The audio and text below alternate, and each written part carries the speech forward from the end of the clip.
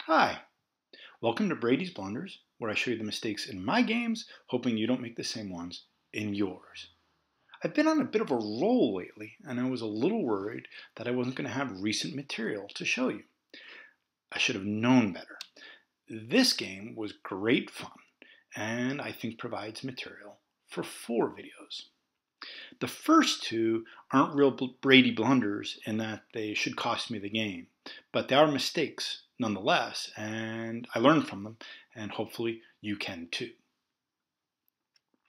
I'm playing black, and my opponent plays this, which isn't a move I've seen before, but I played this, which seemed natural, and then he played up here saying, I've got the lower left corner, and I said, that's okay because I've got a base. And then white played here, and this is the question I want to ask. If you're black, where would you play next? Feel free to pause the videos and take as long as you like. I played here, and when my teacher saw this move, she said, why there? And I said, well, it didn't feel good if white played there, so I thought I would play there myself. Plus, it reduces the corner. Okay, at least there was a reason. It just wasn't necessarily the best.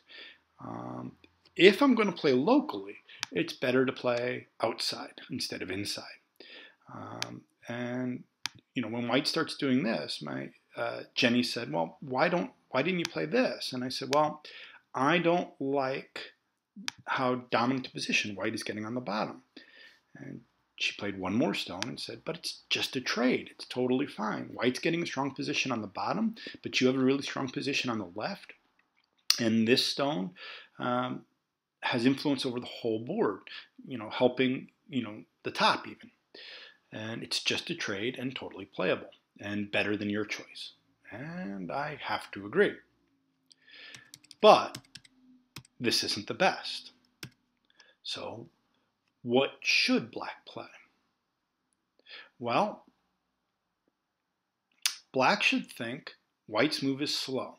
White controlled the corner after 3 moves, and now he's just added a 4th. And the 4th isn't really helping that much. So black can just play a fast move, a big move, somewhere else. This isn't the only move, and if when you thought about it, you played A or B or C, full marks. They're also big moves and better than what I played. But if black plays something like this, and what is it that black's afraid of? Why did black continue locally? And can white punish it? Well, obviously, black's a little nervous for those 2 stones. And so white can play here. And yeah, black could fight his way out, and black's not dead yet.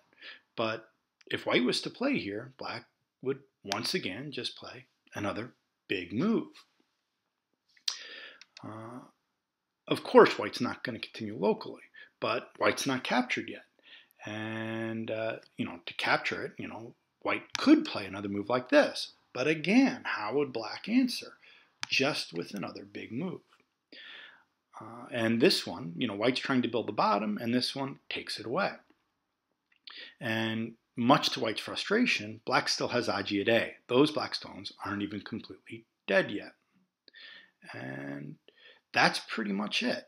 The idea being, I continued locally and there was no real need.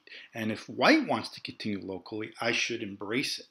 And that should be totally fine with me to give up those 2 stones.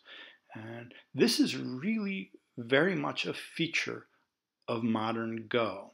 The flexibility and willingness to give up stones or groups and just play elsewhere because you think it's bigger.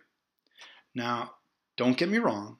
I'm not saying that the old masters, you know, Shusaku and Dosaku and even players as late as the 1990s weren't flexible and willing to sacrifice stones. They were, and a lot of their games have it.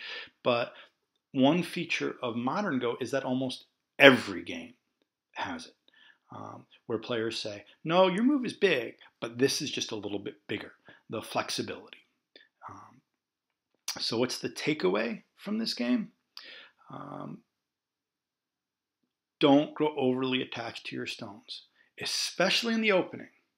Be flexible, be modern, be fast. There you go. If you want to see how I continue this game, I'll put up another video in just a couple days, and if you subscribe, you'll be notified. Thanks for watching. See ya.